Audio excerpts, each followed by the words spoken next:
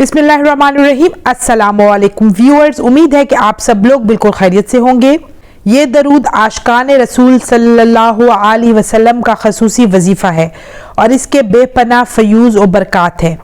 इसे पढ़ने से बेपनाह अल्लाह की रहमत होती है और गुनाह माफ़ होते हैं, भूली हुई चीज़ें याद आ जाती हैं और हजूर सल्लल्लाहु अलैहि वसल्लम की कुर्बत नसीब होती है। दुनिया के गमों से निजात मिलती है, अमाल नामा में कसरत से नेकियां लिखी जाती हैं। ये दरूद पढ़ने वालों पर अल्लाह राजी हो जाता है।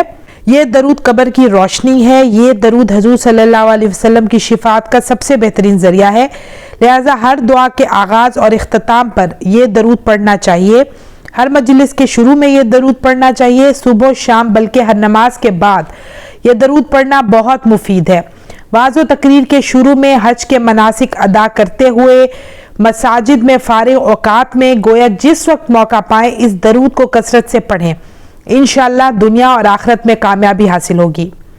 जी हाँ, तो मैं बात कर रही हूँ दरूद हबीब की। तो चलिए ये दरूद मेरे साथ पढ़िए। बिस्मिल्लाहिर्रहमानिर्रहीम। अस्सलातु वस्सलामु अलैका या रसूलल्लाहि व अला आलिका व अस्हाबिका या हबीब अल्लाह। शुरू करती हूँ अल्लाह के नाम से जो बड़ा मेहरबान और निहायत रहम करने वाला है। ए अल्लाह के रसूल, तुझ पर दरूद और सलाम हो। ए अल्लाह के हबीब, तुम्हारी आल और सहाबा पर भी दरूद और सलाम हो। तो व्यूअर्स, इस दरूद को कसरत से पढ़िए।